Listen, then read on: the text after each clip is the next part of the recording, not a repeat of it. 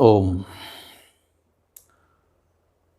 सर्वप्रथम परमपिता परमात्मा का निज नाम ओम, जिसे प्रणव ध्वनि भी कहते हैं, आइए उसका दीर्घ उच्चारण करते हैं। ओ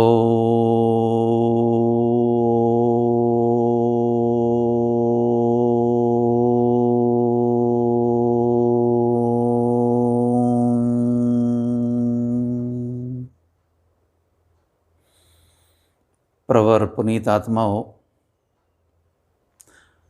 वैदिक ज्ञान विमर्श के इस पवित्र अभियान में आप सबका स्वागत है, अभिनंदन है। जीवन एक सरल पथ, इस शीर्षक के अंतर्गत जो व्याख्यान माला चल रही है, उसका आज 31वां अंश प्रस्तुति पा रहा है। आज के विमर्श का शीर्षक है, जो करेगा सो भरेगा, जैसा करेगा वैसा भरेगा। आइए आज इस महत्वपूर्ण विषय पर विमर्श करते हैं। जीवन के प्रबुद्ध यात्रियों, परमपिता परमात्मा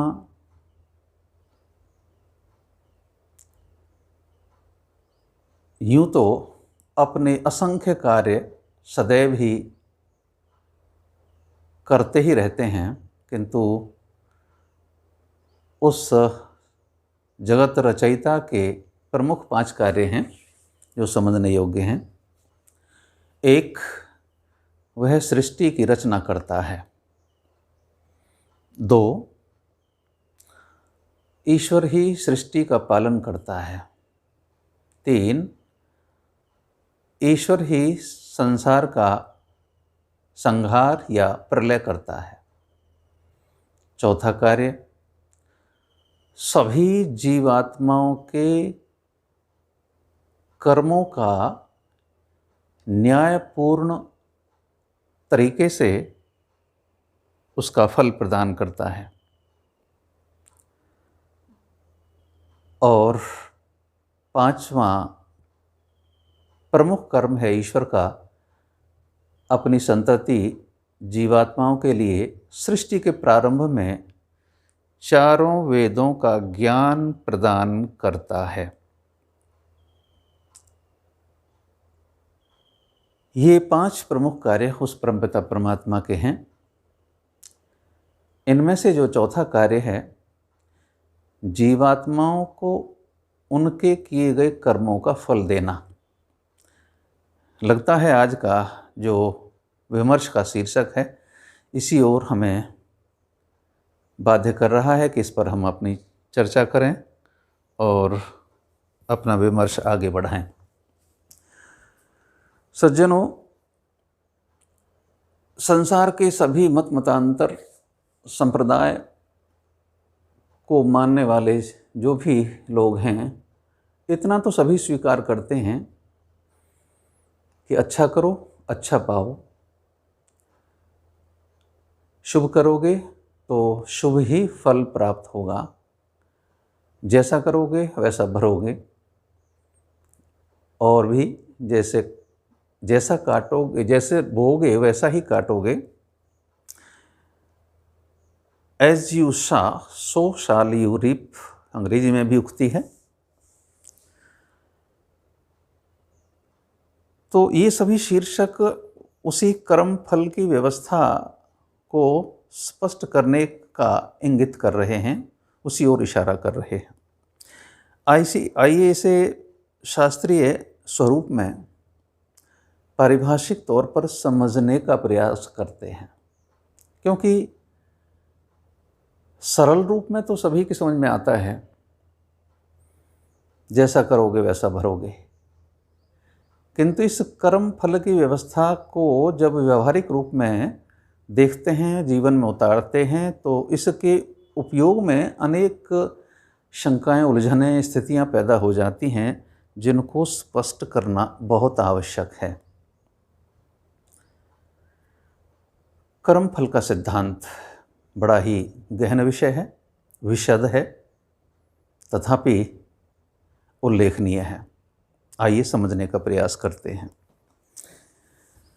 कर्म क्या है? इसकी परिभाषा ऋषि महर्षियों ने दी है कि शरीर में बद्ध जीवात्मा जो मनसा वाचा और कर्मणा, मन से, वाणी से और अपने शरीर से जो चेष्टा विशेष करता है उसे कर्म कहते हैं। अभिप्राय क्या हुआ कि शरीर की प्रत्येक छोटी असामान्य सी क्रियाओं को इस कोटि में नहीं रखते, जैसे पलक झपकना, आंखें खोलना, हाथ हिलाना, खुजलाना, चीखना, खांसी आना आदि आदि क्रियाएं। ये क्रियाएं कर्मफल की कोटि में नहीं आती हैं। चेष्टाएं तो हैं, हाँ, विशेष कर्म। कौन से? वे कर्म जिनके द्वारा फल उत्पन्न होता है, अर्थात कर्माशय बनता है, और उन कर्मों का फल समय विशेष पर वह फल के रूप में प्रस्तुत होता है। तो उन्हीं कर्मों को ही इस कोटि में रखते हैं। कर्मफल सिद्धांत की कोटि में उन्हें ही रखा जाता है। हाँ, तो स्पष्ट हुआ कि शरीर में बद्ध जीवात्मा, जीवात्मा शरीर में जब रहता है तो उसे अपने कर्तव्य कर्म करने होते हैं। उन्हीं का फल परमपिता परमात्मा देता है। इसका अभिप्राय हुआ कि जीवात्मा कर्म करने में स्वतंत्र है। प्रत्येक जीवात्मा कर्म करने में किंचित स्वतंत्र है, किंतु एक दूसरा तथ्य है कि वह फल प्राप्ति में ईश्वर के अधीन है। अभिप्राय ये हुआ कि कर्म स्वयं ही फल नहीं देते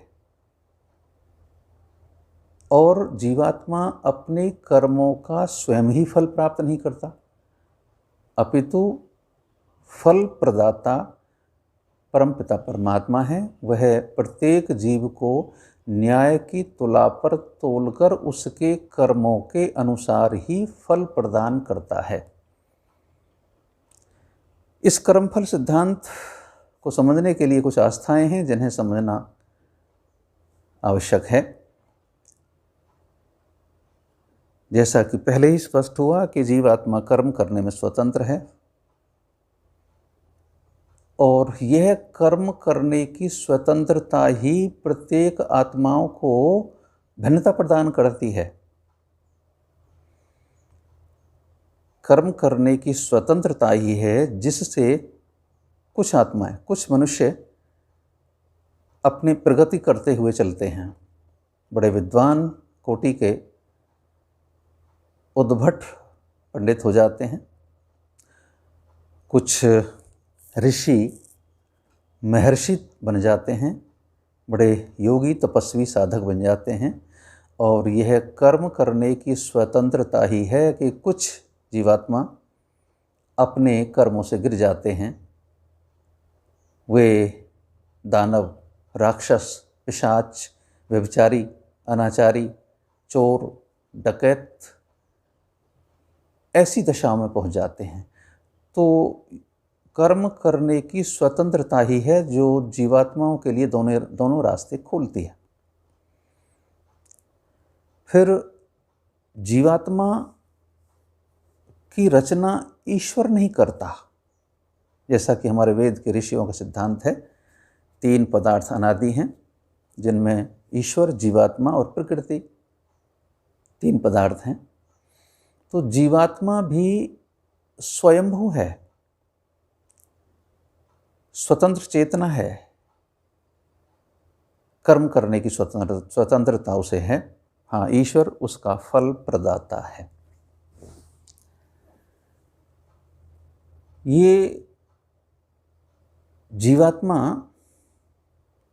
ही है जो अपने कर्मानुसार ही जन्म जन्मांतर धारण करता है, जन्म लेता है, कर्म करता है, मृत्यु होती है और उन कर्मों की व्यवस्था के अनुसार ही उसे आगे की जीवन की यात्राएं करनी पड़ती हैं। उसे विभिन्न योनियों तक में से गुजरना पड़ता है। जैसे उसके कर्म होते हैं तथा अनुरूप उसे फल प्राप्त होते रहते हैं। जीवात्मा को कर्म का फल अंततो गत्वा सुख या दुख के रूप में ही प्राप्त होता है। यह परमपिता परमात्मा की बड़ी दयालु शक्ति ही है जो जीवों को उसके कर्मानुसार भोग प्रदान करता है। जीवात्मा यदि सुख प्राप्त करता है तो वह भी उसके हित के लिए है, यदि दुख प्राप्त करता है तो वह भी उसके हित के लिए है। ईश्वर सुख इसलिए प्रदान करता है ताकि मनुष्य शुभ कर्म करने के लिए उत्साहित हो और निरंतर इस तरह आगे बढ़ता हुआ अपना एक दिन आत्मकल्याण कर सके, मोक्ष की प्राप्ति कर सके। दुख इसलिए प्राप्त होते हैं ताकि जीवात्मा दुष्प्रवृत्तियों, अवगुणों, दुर्गुणों के प्रति उपेक्षा ग्रहण करे, गलत दिशा में चलने से रुक जाए और इससे उसका ही हित होगा और उसके बाद फिर वह ठीक मार्ग जीवन में प्राप्त करे, उस पर चले तो उसका कल्याण होगा। ये ठीक वैसी ही दशा है जैसे कि कोई रोगी एक चिकित्सक के पास जाए तो वह चिकित्सक उस रोगी को दो प्रकार से उसके स्वास्थ्य की चिंता करता है। एक तो उसके रोग को ख़त्म करने के लिए औषधियाँ देता है, तो औषधियाँ दे रहा है कड़वी या शल्य चिकित्सा कर रहा है तो यह भी उस रोगी के हित के लिए है। और यदि वह उसके लिए बहुत ही हितकारी स्वास्थ्य पथ्यकर परहेज और पौष्टिक पदार्थ खाने के लिए निर्देशित कर रहा है तो यह भी उसके अच्छे स्वास्थ्य के लिए ही है। ठीक इसी प्रकार जीवात्मा को जो भी सुख या दुख प्राप्त होते हैं वह उसके कर्मानुसार ही प्राप्त होते हैं। इसकी व्यवस्था ईश्वर ही करता है और सुख और दुख दोनों ही उस जीवात्मा के हित के लिए ही होते हैं। ये कुछ आस्थाएं हैं जिन्हें कर्मफल सिद्धांत में समझना बहुत ही अनिवार्य है। ये विभिन्न प्रकार की लोकोक्तियाँ समाज में प्रचलित हैं। जो करेगा सो भरेगा। आइए इसमें से कुछ निष्कर्ष निकालते हैं। इसका अभिप्राय है कि जो करता है, कर्म करने वाला है, फल उसी को ही प्राप्त होता है, अन्य को नहीं। कर्म का फल उसे ही मिलेगा जो कर्म कर रहा है। किसी के कर्म का फल किसी अन्य को नहीं मिल सकता। ये सिद्धांत इसमें से द्योतित होता है, निकलता है, झलकता है, सामने आता है। दूसरा, जैसा करोगे वैसा भरोगे, यह भी ठीक है। कर्म का स्वरूप जो होगा तथानुरूप उसका फल प्राप्त होगा। इसके अतिरिक्त कर्म फल की व्यवस्था के विषय में और कहा जाता है कि जैसा बोओगे वैसा काटोगे। ये सामान्य जो किसानियत की क्रिया हैं, किसान खेत में बीज बोता है वैसा ही उसमें फल प्राप्त होता है। ये भी उदाहरण इसी बात को समझा रहे हैं, दर्शा रहे हैं कि कर्म जैसा आप करेंगे वैसा फल प्राप्त होगा। तो यहाँ तथ्य रूप में समझने की स्थिति ये है कि जीवात्मा अपना कर्म करने में स्वतंत्र है, किंतु फल प्राप्त करने में वह ईश्वर के अधीन है, ईश्वर की व्यवस्था के अधीन परतंत्र हो जाता है। अनेक बार तार्किक लोग कुछ तर्क वितर्क कुतर्क करते हैं और कहते हैं कि हम भला अपने कर्म करने में स्वतंत्र कहाँ हैं। एक व्यक्ति एक साधु के पास पहुंच गया। वो अपनी ध्यान मुद्रा में बैठे थे। वह व्यक्ति पहुंचा, चरण स्पर्श किए और प्रतीक्षा की। प्रश्न किया, महाराज, क्या हम अपना कर्म करने में स्वतंत्र हैं? क्योंकि अनेक बार कई परिस्थितियां हमें वह करने के लिए बाध्य कर देती हैं जो हम नहीं चाहते, तो हम स्वतंत्र नहीं हैं। ऐसा उस व्यक्ति का प्रश्न था। महात्मा ने अनेक तरीकों से उसे समझाने का प्रयास किया। अंत में कहा, जरा सुनो, आप खड़े हो जाओ। वह व्यक्ति खड़ा हो गया। फिर कहा कि अपना एक पैर उठाओ। उसने अपना एक पैर उठा लिया। फिर कहा, अच्छा अब अपना दूसरा पैर उठाओ। पहले पैर को वहीं रहने दो, अब दूसरा पैर उठाओ। वह व्यक्ति बोला, महाराज अब दूसरा तो नहीं उठता, पहले को टिकाना पड़ेगा तब दूसरा उठेगा। तब महात्मा ने समझाया कि हे बालक, हे जीवन के यात्री, हम अपने जीवन में कर्म करने में इसी तरह स्वतंत्र हैं और इस सीमा तक परतंत्र हैं।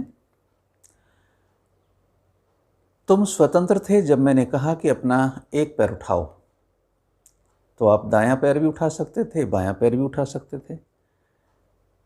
अब आपने एक पैर उठा लिया तो अब आप बाध्य हो गए, अब परतंत्र हो गए। अब आप दूसरा पैर उठाने में परतंत्र हो गए। यही जीवन के अंदर कर्म करने की स्वतंत्रता है, इसी सीमा तक स्वतंत्रता है। और इसे यूं भी समझा जा सकता है, मान लीजिए छोटा सा लोहे का पुल है, जैसे कि हरिद्वार में या ऋषिकेश में लक्ष्मण झूला है, राम झूला है। कम चौड़ा पुल है, इधर उधर ऊंची बाड़ लगी हुई है, उसमें यात्री जा रहे हैं, आ रहे हैं। वे चलने वाले यात्री उसमें स्वतंत्र हैं कि वह शीघ्रता से चलें, धीरे धीरे चलें, मंथर गति से चलें, यहाँ तक स्वतंत्र हैं। किंतु यदि वे दाएं बाएं की बाड़ को छलांग लगाकर कूदना चाहें, वहाँ वो परतंत्र हो जाते हैं, उन्हें फिर दंड प्राप्त होता है। यही स्वतंत्रता है और उस स्वतंत्रता की सीमा को तोड़ना परतंत्रता या यूं कहें स्वच्छंदता कहलाती है। जो जब जीवात्मा स्वच्छंद हो जाएगा और कर्म करेगा तो फिर उससे अवश्य ही दंड प्राप्त होगा। स्वतंत्रता और स्वच्छंदता में यही अंतर है। ईश्वर ने जैसे कि उस पुल के जाने वाले यात्रियों को स्वतंत्रता दे रखी है, सामर्थ्य दे रखी है कि आप उसमें चलें, ये आपकी स्वतंत्रता है। किंतु परतंत्रता की सीमा रेखा भी वहीं खड़ी कर दी है। ठीक ऐसे ही हमारे जीवन की इस यात्रा में है, हम अपने कर्तव्य कर्म करने में स्वतंत्र हैं। अच्छा करें, बुरा करें, सीधा करें, उल्टा करें, करें न करें, हम स्वतंत्र हैं। किंतु जब हम अपना कर्म कर चुके होते हैं तब उसका फल अवश्य ही प्राप्त होता है, तब वह भोगना ही पड़ता है। उसमें छूट नहीं है, क्षमा नहीं है। प्रश्न खड़ा हुआ, जिज्ञासु के हृदय में प्रश्न खड़ा हुआ, तो क्या ईश्वर हमारे कर्मों को क्षमा नहीं करता है? जी हाँ, ईश्वर की न्याय व्यवस्था ही इस प्रकार की है कि किए गए कर्म क्षमा नहीं होते, उनका फल अवश्य ही भोगना पड़ता है। एक नीति वाक्य है, श्लोक है, न भुक्तम क्षीयते कर्म कोटि शतैरपि अवश्य में भोक्तव्यम कृतम कर्म शुभाशुभम। कर्मों का भोग बिना प्राप्त किए हुए, कर्म अपने भोग को बिना प्राप्त कराए क्षीण हो ही नहीं सकते। कर्मों का भोग भोगना ही पड़ेगा, करोड़ों सैकड़ों प्रकार, कितने भी प्रकार के क्यों ना हो, अवश्य ही भोगना पड़ता है। क्योंकि अवश्य में भोक्तव्यम, हमारे द्वारा किए गए कर्म हमें अवश्य ही भोगने पड़ते हैं, हमारे कर्म शुभ हों या अशुभ हों। तभी ईश्वर की न्याय व्यवस्था सुदृढ़ सुनीति पूर्ण चल पाती है। यदि कर्म क्षमा होने लग जाएं तो यह न्याय नहीं होगा, यह उचित नहीं होगा।